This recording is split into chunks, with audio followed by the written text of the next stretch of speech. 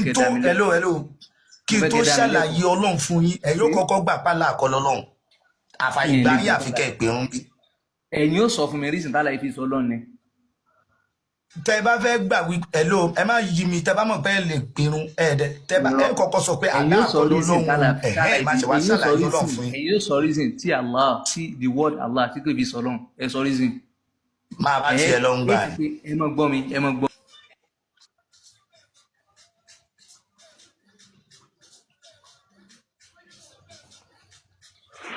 Bàbá okay wà ní kẹ́kọ̀ọ́ sọrí ìṣòro fún wa ṣàgbọ́. no àwọn ọmọ eléyìí o tí wọ́n bá ń sọ̀rọ̀ fún yín àwọn ọmọ yìí ò lọ àwọn ọmọ èmi ò ráyè àwọn bàfá àwọn sófẹ́ lòun ò gbọ́ Dr. Sharafu ní tó lálẹ́ àkọlọ Ọlọ́run ó fẹ́ lòun ò gbọ́ rí kò ṣe lọ bá Dr. Sharafu jà nígbà tán délé Haúsá kì í ṣe Ubangidi náà ń pe Allah ni báwo náà ṣe Ubangidi ṣe sọnù ń sìn tán pe Allah ṣé wọ́n tó bẹ́ẹ̀ kan pé Ubangidi mọ́ nílé Haúsá ń sìn èmi ò ní time ẹni tó bá jẹ́ pé ó fẹ́ kọ́ wa lẹ́kọ̀ọ́ ni a ti mọ̀ ń bí ọ̀rọ̀ ẹ̀ ẹni tó bá jẹ́ pé ó fẹ́ kẹ́kọ̀ọ́ ni a mọ̀ ń bí ọ̀rọ̀ ẹ̀ you don't disturb me ìwọ fún rẹ ló fẹ́ sọ tí ò sí ń bẹ̀ ó ní yá ó ní yá ó wá ní ètò láyé ó ṣe tú ètò láyé yẹn ó tú nìyẹn yá Abdulkadir o aláwo náà ló pè wá lọ́lọ́run ó gbádùn ni ṣé aláàtọ́lọ́run jọra wọn ni bàbá àti ìyá ẹlẹ́ran bàbá tó bí àti ìyá ẹlẹ́ran comment section ẹ fún lọ́rùn pàmẹ́ ẹ̀yin ọmọ òfò ọmọ ẹ̀dánù yìí. mo ní wọ́n tí kí ó tẹ̀ ń kí ò bá yé yín ẹ farabalẹ̀ kẹ́kọ̀ọ́. mo ní ìbéèrè kan tí ó máa ń jà rànyàn lọ́kàn mi tí mo dẹ̀ fẹ́ béèrè ẹ̀yin mùsùlùmí mo dẹ̀ fẹ́ rí ìmọ̀ ẹni mùsùlùmí tó bá lè dá mi lóhùn mo fẹ́ béèrè ṣé torí pé àwa là ń ka kùránì yìí lára fi ń ta yín ni àbí ọ̀rọ̀ tó wà ní kùránì yẹn ìdí tí mo fi béèrè léléyìí o àáfàá kan bóyá wọ́n pè ní ìyàwó ẹlẹ́yà àbí kí wọ́n máa ń pè ọkọ ẹlẹ́yà àbí sọ́ńtẹ̀ ẹlẹ́yà tó ṣe fídíò ó ka the same particular àyà tá a máa ń kà none of you Muslim attack gbé fídíò sọ any damn pikin sọ lé lórí dún ẹ̀rọ which is the same àyà tó kà yẹn wípé àníkẹ́ ẹ lọ pa àwọn pípù yìí ẹ̀ṣẹ̀ tí wọ́n ṣẹ̀ ní wípé wọn ò gba àláàgbọ́ the same àyà bá a ṣe ń tu bàbá yẹn ò fi kún kò dẹ̀ yọ kúrò pé o èèyàn tí ò bá ti ṣe ìsìláàmù ẹ̀ṣẹ̀ tó tóbi jù láyé nìyẹn adẹ̀ sọ fún àwọn èèyàn wa ń bì ẹ̀yin mùsùlùmí mi rí pé ẹ gbé fídíò bàbá yẹn mò ń pè ń bàbá mi rí pé ẹ gbé fídíò ọmọ Fúlàní ṣé ọkọ ẹlẹ́yà àbí sọ́ọ̀tì ẹlẹ́hà mi rí pé ẹ gbé fídíò ẹ̀ rí ẹlẹ́hà ẹ ṣeun pàbíyá mi rí pé ẹ gbé fídíò ẹ̀ rí there is one another Fúlàní náà àwọn ọmọ tí màálù ló máa ń bá bàbá wọn ìyá wọn sùn kí lorúkọ bọ̀bọ̀ yìí ẹ̀sìn wa ní ká pa ó ka the same hadith ẹ̀sìn wa ní ká pa kò sí ẹ̀yin àáfàá kọ̀ọ̀kan tẹ́ ẹ sọ̀rọ̀ lé lórí bọ̀bọ̀ onígèlè òfò ọmọ Sudan àwọn ọmọ tó yẹ wípé bàbá wọn rìnrìn gbèrègbèrè wá sílẹ̀ kóòtù òjire tí wọ́n fi fún wọn níbì kan pé àyínú ẹ̀ darapọ̀ mọ́ èèyàn ẹ má máa gbé inú gbó mọ́ ẹ wá máa gbé ìgboro inú bí ẹ̀yin sì ẹ rẹ̀ pé ẹ look like èèyàn náà mọ̀ pọ́pọ́lọ ewúrẹ́ ló wà lọ́pọlọ wọn tí wọ́n fi gbé bàbá wọn wọnú ìgboro ó sọ náà ó ka àdìtì yẹn wípé ẹni tó bá mu ọtí lẹ́ẹ̀kan ẹ pa àbí ẹ nà ó ṣàṣe ẹ̀yin búbú wọ̀nyí ẹ sọ anything sí so why tó jẹ́ wípé the same thing tí àwọn àfáà yín nǹkan tí wọ́n ń kà jáde làwa náà ń kà jáde why are you bitter to us I want to know ṣé torí pé we are not Muslim that we are reading the book or we are not reading it well or how àbí ṣé báwa ṣe ń sọ ṣó létí tẹ́ fi ń gbọ́ tó yàtọ̀ sí bí àwọn àfáà yín ṣe ń sọ ni kò yé mi bí wọ́n èètì wa ni wọ́n èètì àwọn ọmọ Yorùbá ni wọ́n hate àwọn ọmọ Yorùbá ni. bàbá awẹ́nu sọ̀rọ̀ náà ó ka àkùrá nǹkan àwọn ẹrú wọn mọ̀ á bẹ níjọ́ ìgbéjà àlìkíyàmá complete aya kan ni bàbá yẹn kà bàbá wo ọmọ Fúlàní mi tẹ mọ̀ bóyá ọmọ kan ni àbí ọmọ àbí anyway so ìbéèrè mi ni pé ṣé voice wa lẹ̀ like ni àbí àwa lẹ̀ like àbí ẹni issue pẹ̀lú Quran verse àbí Quran tá à ń kà mo fẹ́ mọ̀ àbí bàbá ètò láyé ẹ bá mi béèrè olóṣó ẹ bá mi béèrè olóṣó ṣègìdì àlà ẹ jọ̀ọ́ ìbéèrè yẹn mo ní ìdìdáhùn so tí bá rí ẹni tó lè ẹ jọ̀ọ́ mo fẹ́ mọ̀ I want to know like ó ń yà mí lẹ́nu cause gbogbo yín ẹ mú wa sẹ́nu ẹ mú wa sí gbogbo.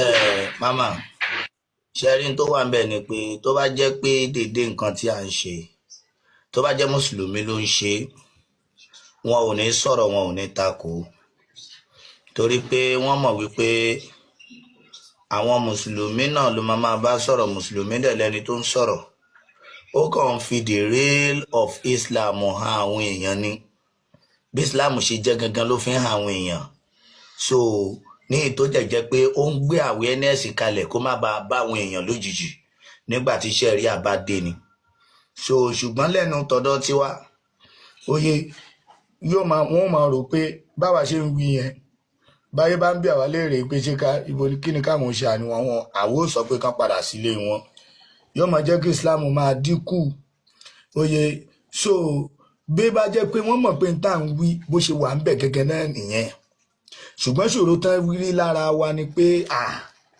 àwọn tí wọ́n ń wí kíní yìí ò kì í ṣe bọ́dí Islam wọn kì í ṣe fígọ̀ Islam nǹkan tó yẹ kó jẹ́ pé àwọn àáfàá nìkan máa wí torí pé ibi tí ẹ pa wọ́n wà tá a bá ń pa wọ́n kó má ṣe wọ́n lè mọ̀ ibi tí ẹ pẹlẹ́bọ tá a bá ń pẹlẹ́bọ kó má ṣe wọ́n lè mọ̀ ibi tí ẹ pa láìgbàgbọ́ tá a bá ń pa láìgbàgbọ́ kó má ṣe wọ́n lè mọ̀ kí wọ́n ti gbọ́ kalẹ̀ ṣùgbọ́n àwọn tó ń wí yìí ó dangerous níbi tí àwọn èèyàn ti ń wí yìí torí pé ó máa léwu fọ́jọ́ Islam lọ́la àwọn máa wí wọ́n á dẹ̀ tún sọ fáwọn èèyàn pé ẹ wo bí kíní yìí ẹ jẹ́ káwọn èèyàn ó padà sílé ni so ìyẹn ni wọ́n fi ń dà wá láàmú kì í ṣe pé ń tà ń tú ni ò dá bí kì í bá ṣe pé wọ́n ń dà wá láàmú látara pé kí ni wọn ò fẹ́ kójú àwọn èèyàn ó là tó bá jẹ́ pé mùsùlùmí ló ń wí wọ́n á ní ṣebí mùsùlùmí lòun náà ayé ò dẹ̀ ní tàtà rẹ̀ kúrò nínú Islam torí pé mùsùlùmí ló ń wí oyè wọn á rí bíi normal thing wọn kàn máa gbọ́ kalẹ̀ nítorí ìjọ tí wọ́n pa wọn kàn máa gbọ́ kalẹ̀ nítorí ìjọ tọmọ máa pàyà ẹ̀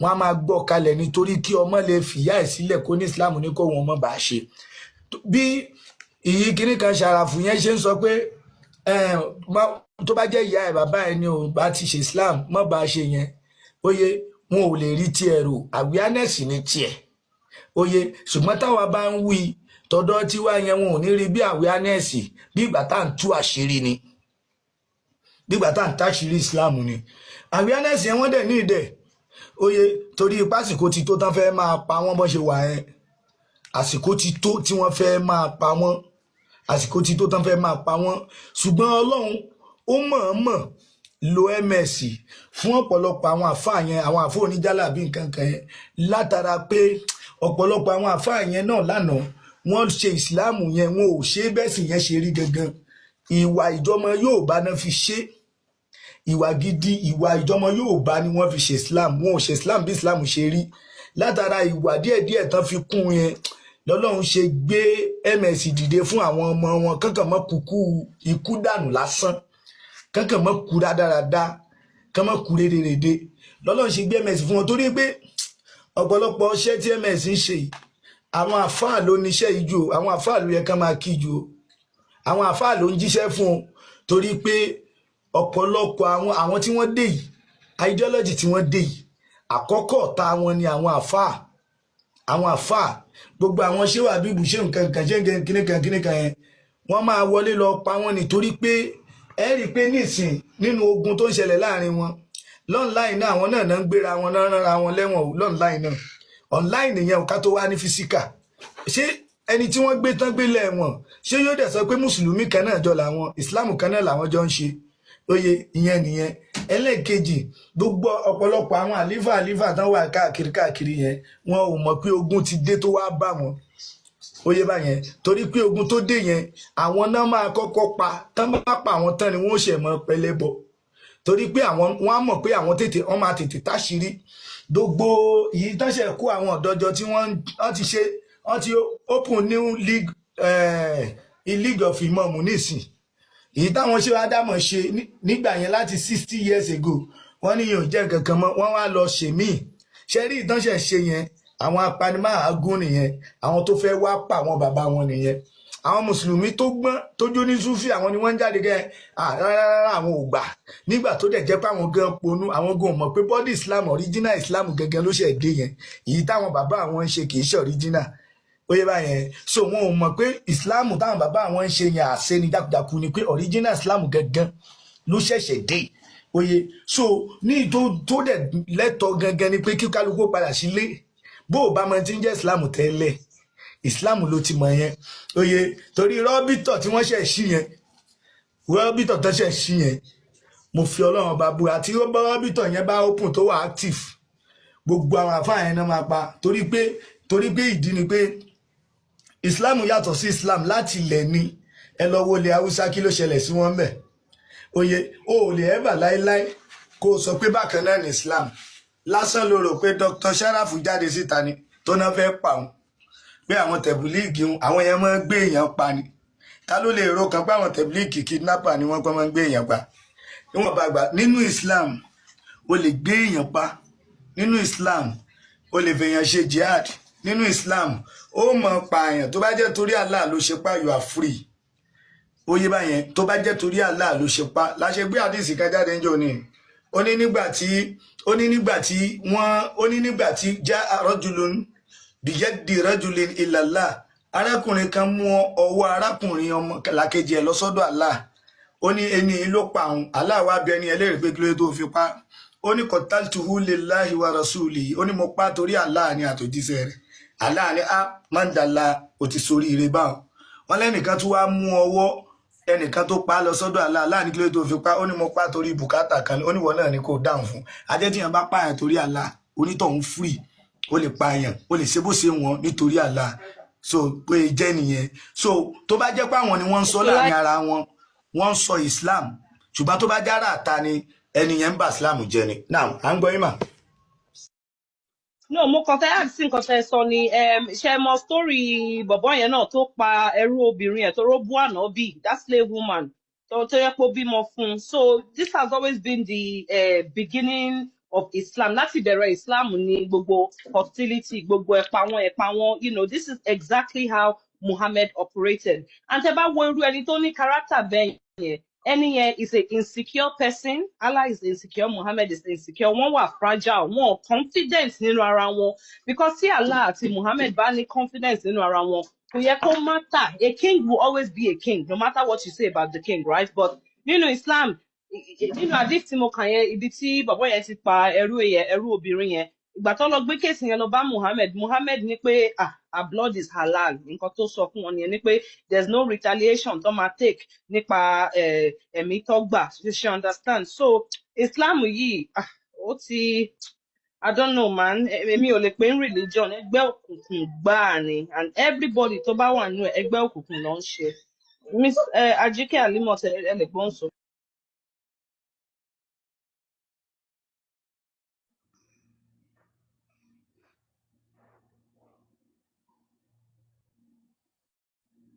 Ajike Alimot kẹ́ni ẹgbọ́n sókè náà.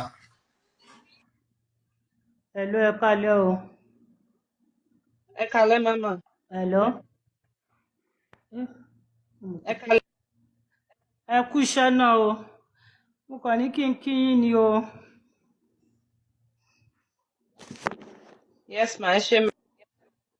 Yes ma. Mo rò pé ṣé mùsùlùmí ní yín ni mo rò pé fẹ́ engage mi. Lẹ́yìn ẹ̀ ní dààmú o.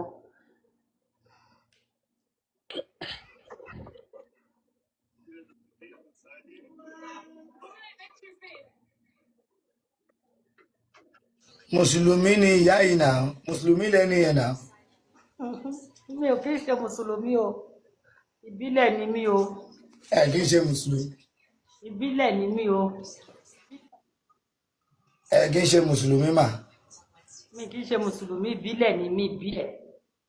ìbílẹ̀ ni mí ẹ rí i pé yóò bẹnu mi bọ̀ gan sí gbogbo ìbílẹ̀ ni gbogbo ohun tó wà ní profile yín yẹn ò jọ tìbílẹ̀ náà.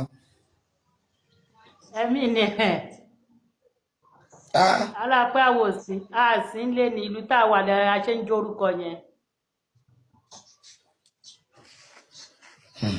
tó yẹ yín ọ̀dà kò sí wàhálà ìbílẹ̀ ni mí o bóyá ìlú àwọn Arab lẹwà.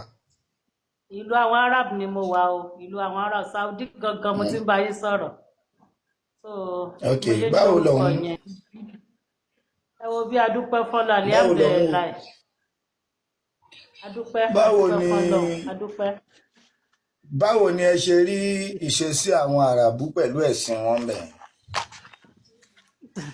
ẹ wọ pé ìwọ bá níbodè sọ̀rọ̀ mọ́ ojú táyé gbogbo ayé lẹwà yóò bá mi yé yín ṣùgbọ́n àdúrà làwa ṣàfihàn ràn yín lọ́wọ́ wípé àwọn onílẹ̀ ló gbé gbogbo orú yín dìde wàláì ọlọ́run máa fún yín ṣe ọlọ́run máa fún yín ṣe ṣùgbọ́n nǹkan kan lèmi kọ́ mọ̀ pé wàláì ẹlẹ́dàá gbogbo wa pátá nílẹ̀ Yorùbá yóò béèrè lọ́wọ́ àwọn àfáà yẹn o nítorí tó bá jẹ́ wípé ìyàwó bá ṣe ń ṣe ọdún Òṣogbo lọ́dọọdún téèyàn kan ò kì í kú síbẹ̀ tó bá jẹ́ pé èèyàn ń kú síbẹ̀ àwọn àfolórí burúkú yẹn wọ́n á ti jáde wọ́n á ti máa sọ̀rọ̀ ṣùgbọ́n ẹ má jẹ́ ń sọ̀rọ̀ jù nítorí ibi tí mo wà ṣé yóò bá mi yé yín ẹ má jẹ́ ń sọ̀rọ̀ ṣùgbọ́n tó Ọlọ́run ó tì yín lẹ́yìn lágbára Ọlọ́run ẹ ní sọ̀rọ̀ sọ ẹ ní fọmọdé ẹ ní fẹ̀mí ara yín di gbogbo ẹ̀dá tó bá wà lóun fẹ́ gbé ọwọ́ yóò máa padà sí lórí ṣé ẹ gbọ́ Ọlọ́run ó kún yín Ọlọ́run wà pẹ̀lú yín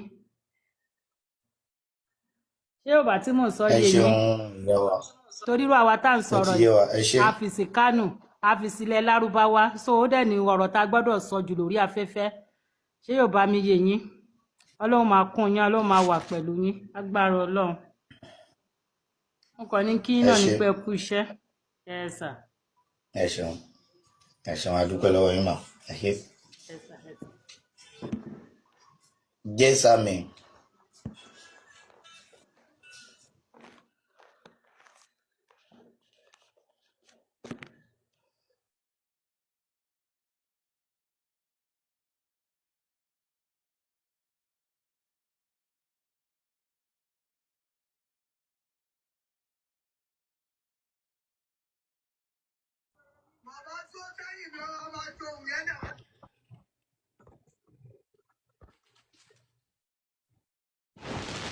jésàmì ò sí mbẹ̀.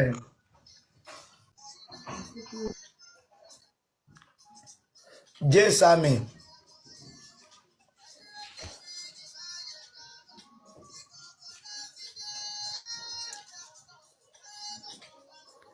ẹ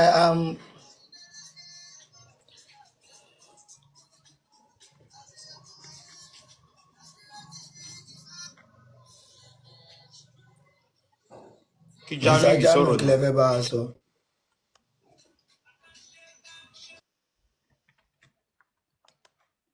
Hello, ẹ káalẹ́ o. Ẹ káalẹ́ o. ẹ káàbọ̀ Mr. Jamiu. Oh, yes.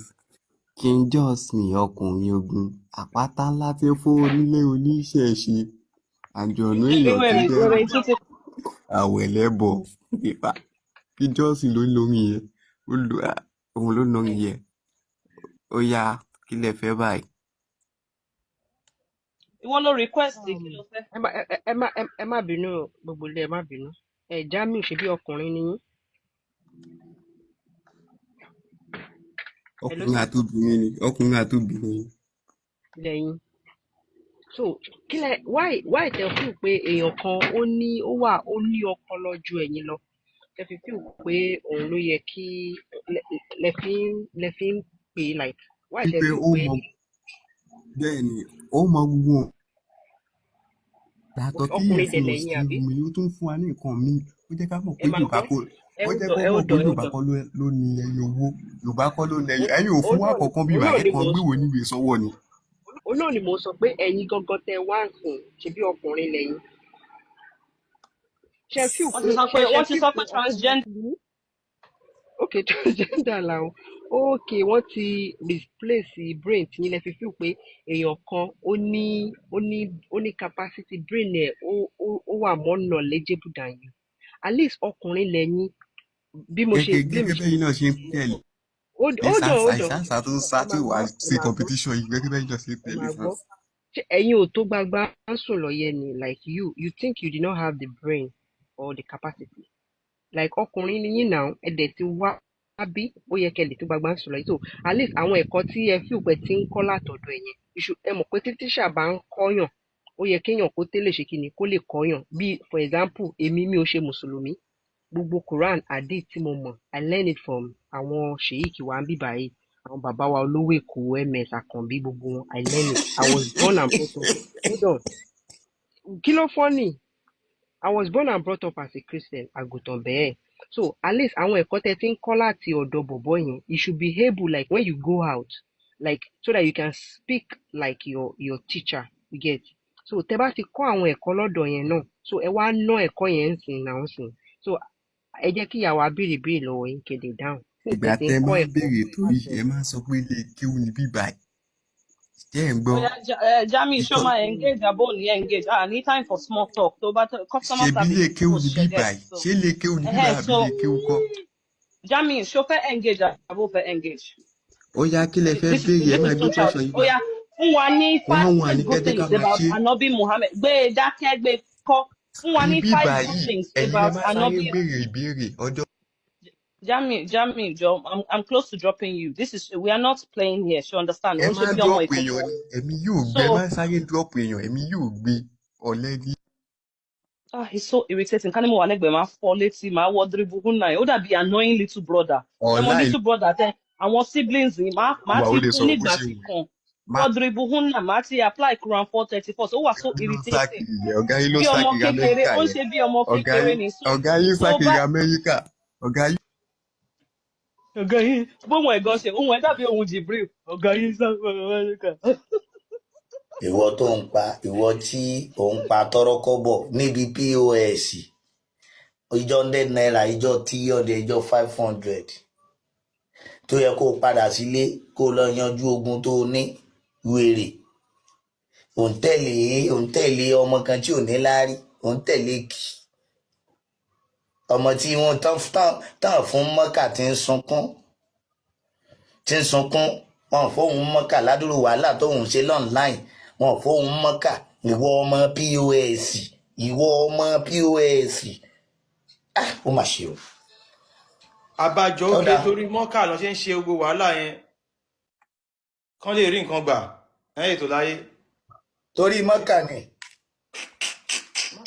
àwọn àpọ̀dà àwọn ọmọ ẹrú àwọn akótilétà. Ìyá wa ẹgbẹ́ àdìtì bọ̀bọ́ tó pa irú ẹ̀ yẹn wá ẹja gbé sókè. Àdìtì yẹn gan mo ti ń wa mi ní lọ́wọ́ mọ́.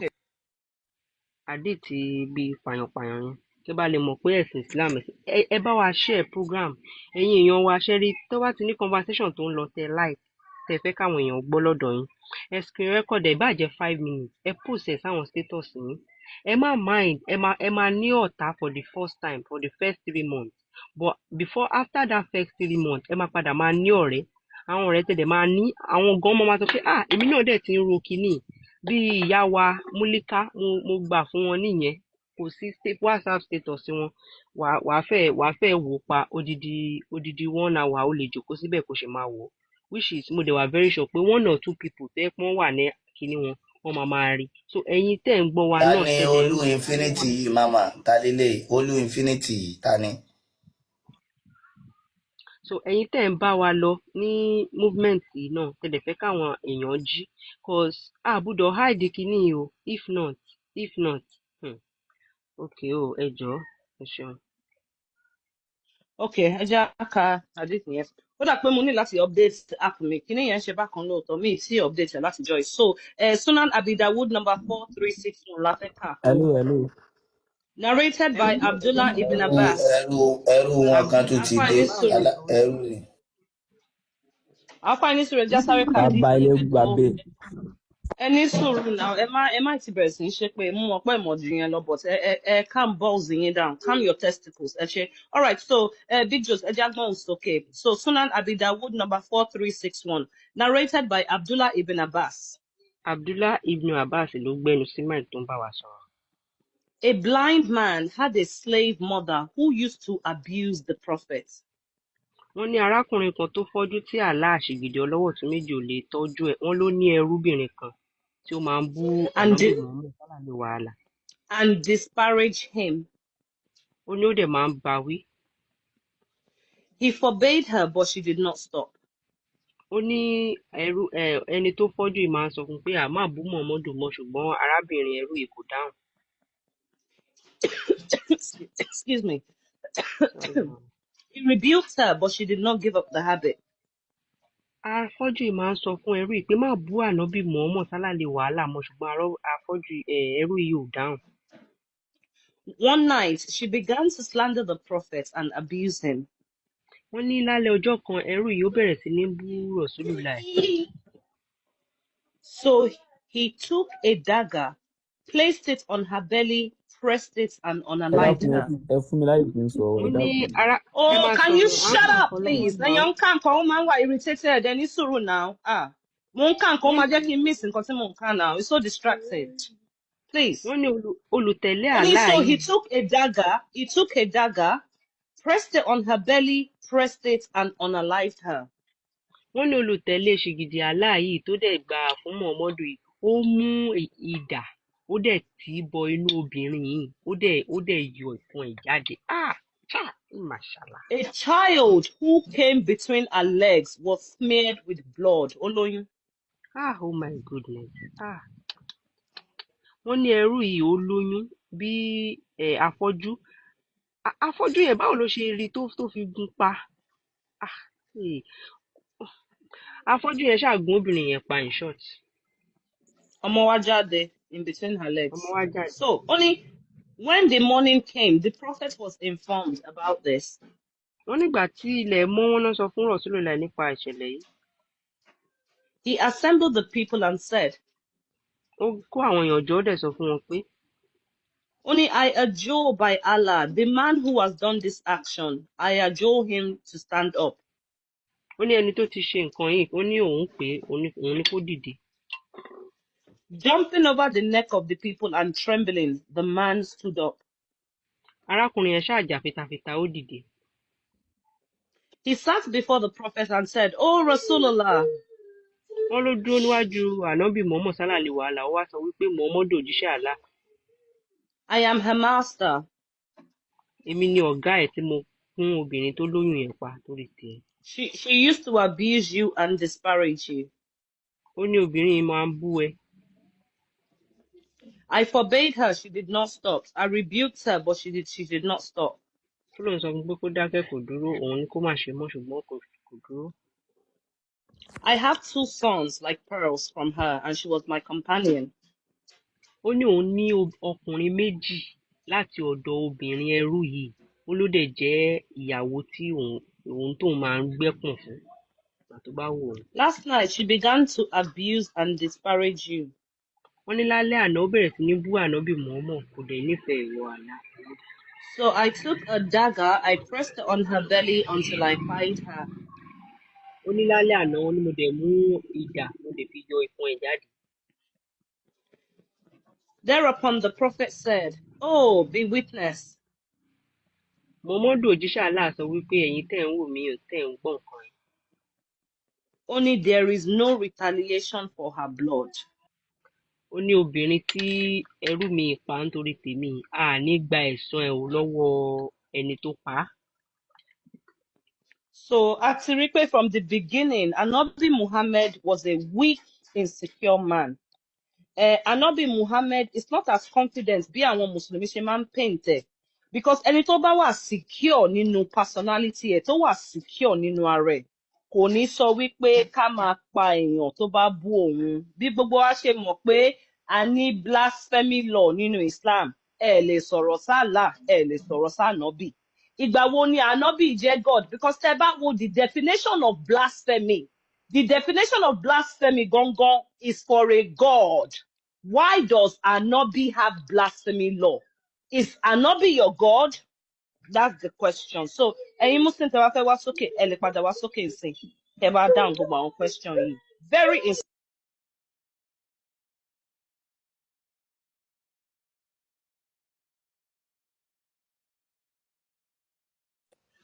I am happy. Ahmed Abi, I am happy. I am happy. Ṣé Muslim ni yẹn gbọ́ sọ? Hello, ẹ káalẹ́ ẹ kúṣẹ́ o. Mi kì í ṣe Muslim o. I was once a Muslim, but mo ti di ọmọ ìbílẹ̀ báyìí tipẹ́tipẹ́ because láti kékeré láti kọ́kọ́ ṣe Muslim yẹn ṣùgbọ́n ọkàn mi ò sí ńbẹ̀. Mo ka kéwì yẹn tì gan pàápàá torí mi ò mọ̀ kò yé mi. So bíi pé kọ́ máa fọ́ọ̀sì mi ni ojoojúmọ́ ni máa ń ṣe ìkóòsù tó bá ti ní lọ sí ẹ má bínú ṣé platform yìí ló help yín disconstruct. No, èmi ò tiẹ̀ fẹ́ kó wọn. Mo kàn fẹ́ sọ eléyìí ni ẹ̀yin èèyàn wa tẹ bá ń wá sókè tí ẹ bá wá ń bá wa sọ̀rọ̀ tó bá jẹ́ platform yìí ló help yín láti disconstruct ẹ máa sọ ẹ jẹ́ kó loud so that a lè máa kan àwọn obìnrin a lè máa kan wọn lára so ẹ jẹ́ kó máa loud tó bá yẹ pé platform yìí ló really help yín disconstruct ẹ máa sọ dáadáa ibí ni mo ti gba àgbo mi so that ara lè máa kan àwọn ẹrú yẹn ẹ gbóhùn sókè ìyá mi ẹ má bínú. All right, so mo máa ń lo platform yìí dáadáa lálálẹ́ mo máa ń join because for the past 2 years ni mo ti mọ̀ pa platform yìí tí máa ń join though mi ò sí Nàìjíríà but mo máa ń share pẹ̀lú gbogbo àwọn family mi àtàwọn ọ̀rẹ́ mi even ọkọ mi gan tó jẹ́ Muslim ṣe ló ń ṣe ṣùgbọ́n mo máa ń share fún nísìnyí mo ti rí pé mindset tiẹ̀ náà ó ti change bó ṣe ń ronú ó ti change torí àwọn bíi àfà làwọn máa ń ṣe tẹ́lẹ̀ tó máa fẹ́ máa wọ ṣòkòtò súfè máa ṣe gbogbo ẹ̀ ṣùgbọ́n ìgbà tí mo dẹ̀ ti bẹ̀rẹ̀ sí ní máa ń join kele ó wá program yìí ó wá jẹ́ kí n lè wà more enlightened kí n lè wà more clear about ẹ̀sìn yìí dáadáa because mi ò rí ẹni tó máa ṣàlàyé ẹ̀ fún mi tó bí ṣe máa ń gbọ́ níbí so mo wá rí bíi college bíi school ló jẹ́ fún mi tó yẹ pé I just have to join every night and mo máa ń gbogbo àwọn nǹkan tí ms bàbá gan máa ń ṣe máa ń share sí orí WhatsApp gbogbo àwọn tó wà lórí group mi ní WhatsApp máa share fún wọn máa jẹ́ kó rí pé wọ́n kàn ń lo ẹ̀sìn yìí fi máa tàn wá jẹ ni pé kò sí nǹkan kan ń bẹ̀ àdúrà tá à ń gbà is something dẹ́ pé ẹni tí ò gbàdúrà gan àdúrà yẹn gbà ẹni tí ó dẹ̀ tó wà láyé gbogbo wa lájọ ń mí lájọ ń fàtẹ́gùn là ń gbatẹ́gùn tá a dẹ̀ ní láti gbàdúrà fún atẹ́gùn kó tó fẹ́ sí wa so wá ìta máa ní láti máa ṣe ẹ̀sìn kan tó jẹ́ pé wọ́n gbé wá ẹ̀sìn àjòjì tí wọ́n gbé wá fún wa tí ò ṣe àbáláyé tiwa èmi dẹ̀ rí pé kò bá mi lára mu so mi ò tiẹ̀ fi gbogbo ọkàn ṣe torí ẹ̀ tẹ́ bá wò dáadáa ẹ̀sìn yìí àwọn tó ń tẹnumọ́ jù wọ́n kì í ṣe ọmọ Yorùbá because bí ẹ ṣe ń ṣe program yìí láti joy tó jẹ́ pé ẹ fi ń tú àwọn èèyàn sílẹ̀ ẹ fi ń la àwọn èèyàn lóye ó yẹ kó ti yí ọmọ Yorùbá tó bá jẹ́ ọmọ Yorùbá tààrà tó jẹ́ ọmọ ìjìnlẹ̀ Yorùbá á yẹ wípé ẹ̀sìn yìí ò ń ṣe tiwa wọ́n gbé wá fún wa ni so tẹ bá rí àwọn tó ń tẹnumọ́ wípé ẹ̀sìn mùsùlùmí yìí ò ìsìláàmù nìkan lọ́nà ẹ ti mọ̀ pé wọn kì í ṣe ọmọ Yorùbá because àdàmọ̀ bí Yorùbá ti pọ̀ láàrin wa so àwọn náà máa jà tọ́wọ́n máa jà fikàn pé ẹ̀sìn ìsìláàmù nìkan lọ́nà ẹjọ́ ẹ má jẹ́ kó tàn wá òun ni mo ṣe wá sókè pé I just have to voice this to as many people tó bá ń gbọ́ wípé ẹ má jẹ́ kó tàn wá o because most of them wọn kì í ṣe ọmọ Yorùbá tẹ bá wò wọn dáadáa wọn ibi tó ti wá àtọ̀hún rì wá ni most of them so wọ́n fẹ́ bà ẹ̀sìn wa jẹ́ wọ́n fẹ́ bà ìṣẹ̀ṣe wa jẹ́ because wọ́n mọ̀ pé ó nágbára tẹ bá wò ní Brazil wọ́n ṣe ń bẹ̀ wọ́n ṣe ní Cuba wọ́n ṣe ní America gan wọ́n ṣe ní Jamaicans ọgán náà ṣe wọ́n wá sí ilẹ̀ Yorùbá tó máa adopt bíi pé wọ́n fẹ́ ká adopt wọn á máa bá Yorùbá gbé wọ́n wá kọ́ ẹ̀kọ́ wọ́n wá kọ́ èdè Yorùbá wọ́n tún kọ́ ìṣe wa gbogbo àṣà wa wọ́n wá kọ́ àwọn òyìnbó náà ń ṣe dáadáa tó yẹ pé wọ́n gbé ní àárín àwọn Ọ̀yọ́ tẹ bá lọ wò dáadáa àwọn Yorùbá ìjìnlẹ̀ yẹn náà máa ń sọ àwọn tó bá kọ́ èdè láti ìlú òkèèrè so why tó jẹ́ pé nǹkan táwa ní tí a lè gbé lárugẹ tá a lè pọ́nlé tá máa ń ní pé kò dáa tá a dẹ̀ máa jẹ́ káwọn kan máa bá wa bà á jẹ́ tó ń fi ń bastardize ìṣeṣẹ́ ìkọ́ tí àwọn baba ńlá wa gbélé wa lọ́wọ́ tó wá ń bàjẹ́ tá a dẹ̀ ń bá wọn tún fi ẹnu kún wípé ìṣẹ̀ṣe ẹlẹ́bọ ni ta ni wọn bí sínú ẹlẹ́bọ ẹni tó bá sọ pé wọn bí òun sínú ẹlẹ́bọ kò ń ṣọmọ Yorùbá tààrà kì í ṣọmọ Yorùbá ìjìnlẹ̀ tẹ́ bá wò ó dáadáa torí náà mi ò kí tí wọ́n bá ti ń sọ̀rọ̀ ọ̀rọ̀ wọn ò kí ń wọ̀ mí létí má ti di lálẹ́ èmi àyà tán fóònù mi màá lísìn sí MS Baba torí pé secondary school tèmi nìyẹn àti yunifásitì ibi tí mi ti graduate o mo sì ń bá lọ báyìí so ẹ kú ètò Olúwa dẹ̀ máa ràn yín lọ́wọ́ a máa ju yín ṣe o kò ní sú yín kò ní rẹ̀ yín o nǹkan tí mo fẹ́ sọ nìyẹn so káwọn èèyàn má fetí sí àwọn tó ń ṣe ọmọ Yorùbá o wọ́n ń ṣe ọmọ Yorùbá o ẹ má jọ tọ̀ yín o most of them àtọ̀húnrìn wá ní bàbá wọn o wọn tẹ̀ mọ̀ náà lé mọ́ so wọ́n máa sọ pé àwọn Yorùbá kan àwọn wọ́n ń ṣe ọmọ Yorùbá in short ẹ ṣe gan ni. Well said. Ẹ ṣé gan, Mama wa. Thank you very much. Okay. So, ẹnìkan ní kí a gbé wọn sókè lẹ́ẹ̀kan yẹn, ẹ jọ̀ọ́ ẹ sọ hi ní comment section. Something glory àbí nǹkan kan, ó dà pé Muslim ni wọ́n. So, Muslim tó bá fẹ́ wá sókè nísìnyí, ẹ jọ̀ọ́ ẹ máa wá dáhùn àwọn question kan ni o, tẹ́ bá ní answer ṣe get. All right. So, Mr. Ahmed, ẹ gbóhùn sókè sir.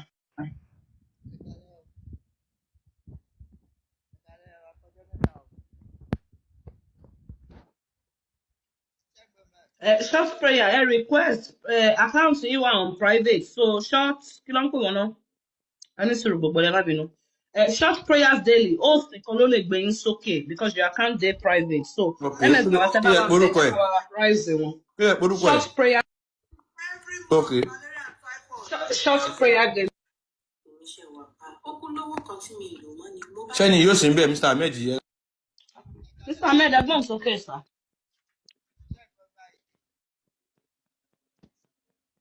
Gbọ́n yín.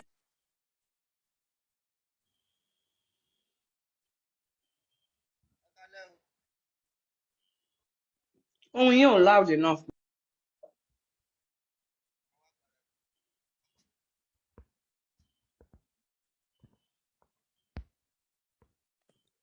Network wọn ò dára, ẹ má bínú. All right. So, Hello, good evening, everyone. Hello, good evening. can you hear me now?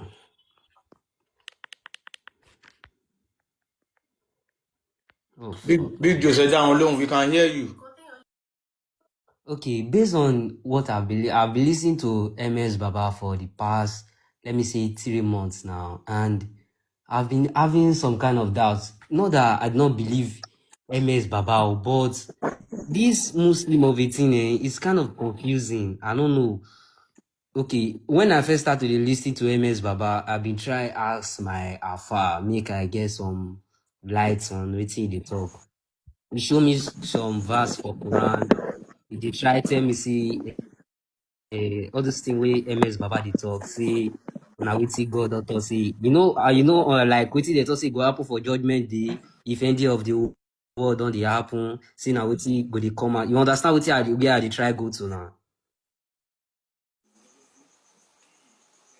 Angbo, keep going now. Okay, so now what I'm trying to ask is that MS Baba said that we should go back to our roots, and based on the teaching that you have been preaching, I think this your program now is only for Yoruba people. What of we that we are the Edos? Like me now, I'm Edo, and my grandfather was a ritualist. So if I want to go back to my roots now, I will not go back to the ritualist roots or what? Tó bá jẹ́ nǹkan tí grandfather yín ṣe nìyẹn, why not? Kí ló ṣe ritualist? What's wrong with that? Ṣebí Ànábì Muhammad tẹ́ ń tẹ̀lé, culture titi ẹ̀ náà lẹ ṣe ń tẹ̀lé léni. You don't Gbogbo irun understand. You kíkí, don't wọ́n ti understand. ẹni sùrù sà. Okay. Do you speak Yoruba? But wait, so do we have any Edo people here? Edo ritualist visible? Ẹ má parọ́ now. Kò dá now. Ẹ wo olóṣooṣì dìjà láì continue. Short prayer. What's your question exactly? My grandfather gave birth to 15 children, only 3 survived, and you want me to go back to ritualist? Because your grandfather's children didn't survive. Did your grandfather unalive his own children? What are you It's saying? obvious now.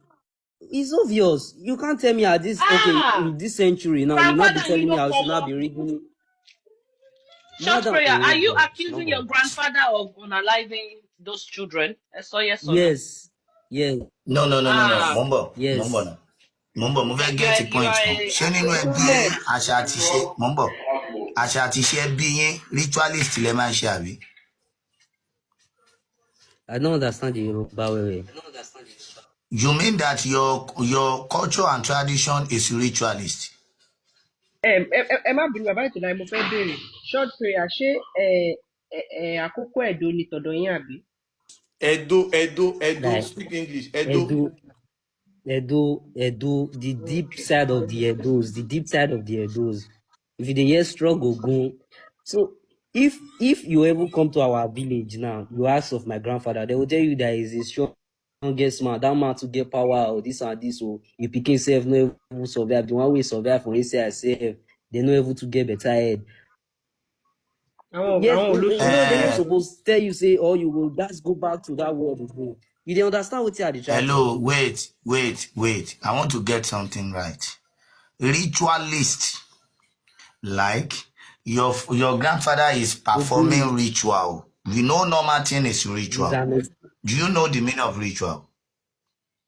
He's an Ogboni, and if I can recollect my, wait, just wait. you understand? Just wait. Okay. We are talking about normal ritual. Or is traditionalist you want to talk about? Traditionalist, but he is the head of that Ogboni. So, and Okay, me now, that is growing up, traditionalist, when I not was ritualist. 15, Hello, you know what? Once you belong to a place that they are doing something particularly, and you are son of them, you don't know what tradition they practice before they get born to you. You know God. Okay. If you don't belong to that family, or God don't want you to belong to that family, you will not be born there. Once they get back to you there, so you have no any option to claim anything except them. You can't never claim another someone tradition. Okay, if you said your own is not good, and you start performing some others' own, how do you know that the others is not even bad more than the one that you said is not good to your family? You know, once you belong to them, you are their property, you are family property. The only one family that can claim you in this world is that only one family. Nobody else can claim you as their son. You know, so, but if you want to behave like a bastard, you know, if they say someone is behaving bàbá like a ìtọ́lá ẹ bastard, sọ fún wọn pé muhammadu gan gbogbo ọmọ ẹ̀ kú lójú ẹ̀ so in that own, if you are a Muslim, you are performing a greater rituals, because we are talking about ritualist now. The ritualist is in the Quran, is in the Bible also. So you have no any option. So, but I'm very sure that there is no a culture now Etolaye, that are má bínú. performing. Didn't Muhammad's children also pay? Gbogbo ọmọ tánàbí náà bí ó kú ni now. oh God, let's say she not the understand. It's not that Even Jesus, I can see Jesus in your DP here. Even Jesus Christ was used for ritual. Don't you know that Jesus Christ was used for ritual? I dey use this account the bomb. I not be Christian. I not be So you have nothing to claim then. So okay, if he's not saying that we should go back to our roots, that's what I'm trying to see. Because growing up now, when I was 15, all those after my grandfather don't go died, back to your roots and stay where you are.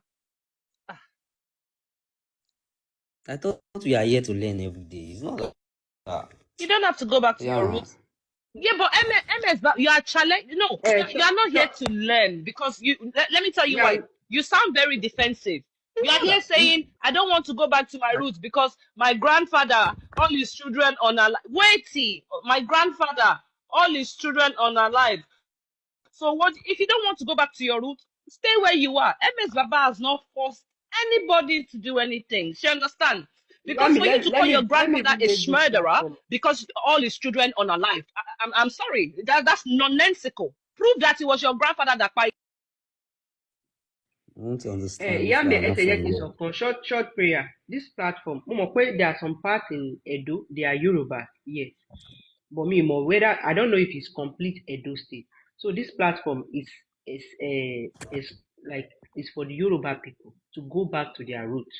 So if you are Okay. listening to us and you feel like, Mm-hmm. oh, what they are saying here, you may benefit from it, and you don't want to go back to your roots, stay where you are and be enjoying your Momodu Doku Doku. Momodu that is sleeping with a dead person, sleeping with child. They would stay there with him. Did you know the atrocity that Mohammed have committed? That you felt like your own source, they've done bad than they are. Do you know? As your great grandfather, have they slept with a child, a 9 years old lady? Did I you think hear he's that a in your Christian. history? Only Jesus is worthy. Big Joes. Look at the profile. Jesus is worthy. I don't know if he's a Muslim. Okay. Àwọn àgùntàn tó ti pẹ́ lẹ̀ wá. Big Joes, be one question. Short prayer. Can you prove that it was He your left by grandfather himself. that unalive his children? Ó ti jábọ̀ Okay, o. wọ́n lè prove it. Ẹnìkan wà ní comment section, ghost tàbí nǹkankan, ghost, màá gbé yín sókè tí profile yóò bá private, so I can bring you up. Ọmọlára ẹjọ́ ẹ má bínú, mo fẹ́ sáré lo space yẹn fún ghost, he said he's a Muslim, so mo ti send any request, ghost, thank you. My grandfather's children didn't survive, òun ló pa á. Ṣẹ́ni bá ṣe form so much enemy because of religion. Any spirit in my family that's attacking me from my mother's side, all my enemy. You Christian, you are busy creating enemy for yourself. Èmi náà ṣe ní enemy. Every day you are calabashing, I bind it. Every spiritual warfare, my enemy, devil. Imagine you are creating imaginary enemies to uplift your God. Shame on you people. Mama, just stop minding you. All my Ghost friend. foundational enemy in my father's house die by fire. gbọ́ mi báyìí máa sá ẹ kálẹ̀ o Ẹgbọ́n sókè à ń gbọ́ yín.